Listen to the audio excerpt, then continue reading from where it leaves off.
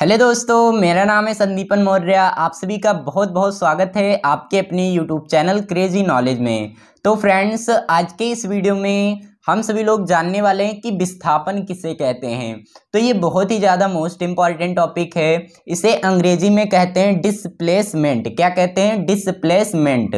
तो ये वीडियो मुश्किल से 4 से 5 मिनट की होने वाली है। आप सभी लोग जो है इस वीडियो को शुरू से लेकर अंत तक देख लीजिए और मैं गारंटी देता हूं कि अगर आप सभी लोगों ने इस वीडियो को शुरू से लेकर अंत तक देख लिया तो आप सभी को जो है कोई और वीडियो देखने की जरूरत नहीं पड़ेगी कि विस्थापन किसे कहते हैं। तो चलिए आइए जानते हैं कि विस्थापन किसे कहते हैं। तो सबसे पहले हम इसकी परिभाषा को लिखते हैं, फिर आप सभी को समझाते हैं कि विस्थापन किसे कहते हैं। तो आप सभी लोग भी एक कॉपी और पेन ले लीजिए, हमारे साथ ही लिखते चलिए विस्थापन की परिभाषा यानी कि डिस्प्लेसमेंट।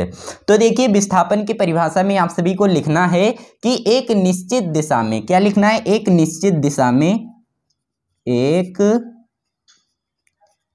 निश्चित, सॉरी यहां पर ऐसे रहेगा, निश्चित, एक निश्चित दिशा में दो बिंदुओं, क्या है? दो बिंदुओं, आप सभी को इतना लिख लेना है, एक निश्चित दिशा में दो बिंदुओं के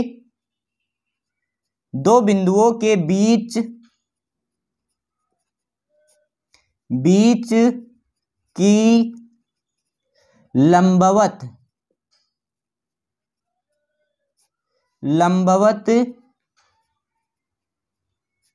दूरी को विस्थापन कहते हैं। दूरी को क्या कहते हैं? विस्थापन कहते हैं।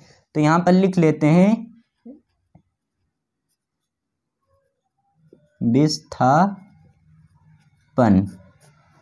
विस्थापन कहते हैं।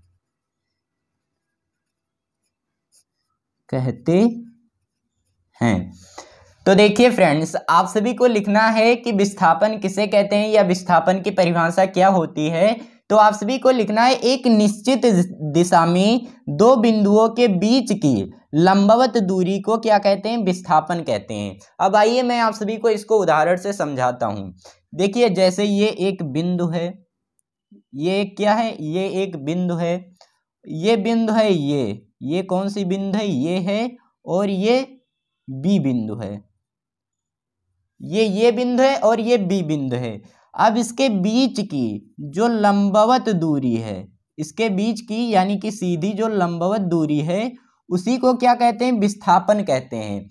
अब जैसे देखिए, कोई बच्चा है, ये कोई एक बच्चा है और ये ऐसे ऐसे ऐसे ऐसे, सॉरी ये पेन नहीं चल रहा है, दूसरे से आप सभी को समझाता हूँ। ये देखिए, ऐसे ऐसे ऐसे ऐसे कोई बच्चा आया, यहाँ पे आया और यहाँ पर रुका कोई बच्चा।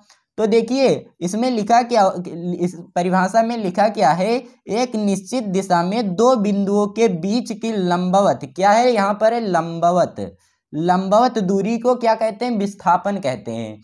यानी कि ये जो दूरी होगी ये विस्थापन नहीं होगा, जो यहाँ से ये होगी ये इसका क्या हो जाएगा? विस्थापन हो जाएगा। तो आई होप फ्रेंड्स कि आप सभी को समझ में आ गया होगा। यानी कि लंबवत दूरी को, बिंदुओं के बीच की लंबवत दूरी को, यानी कि ये जो लंबाई की दूरी है, इसी को हम सभी लोग क्या कहते हैं? विस्थापन कहते हैं। तो यहाँ पर आप सभी लोग लिख लीजिए विस्थापन।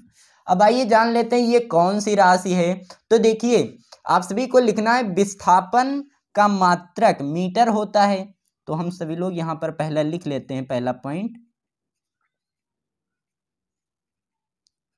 विस्थापन का मात्रक मीटर होता है। क्या होता है?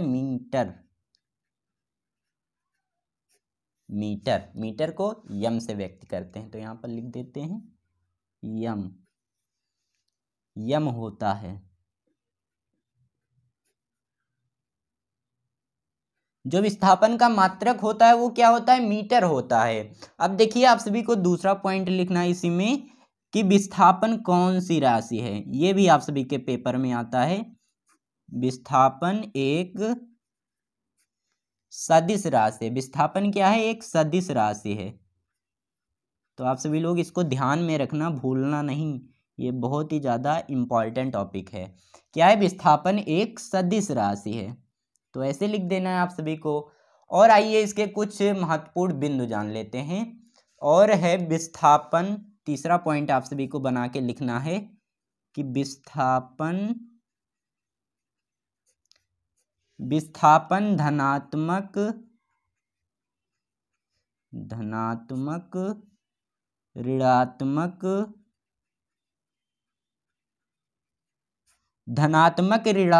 और क्या है? और शून्य भी हो सकता है। विस्थापन क्या हो सकता है? विस्थापन धनात्मक, ऋणात्मक और शून्य भी हो सकता है, भी हो सकता है। तो फ्रेंड्स, ये हो गई विस्थापन की परिभाषा।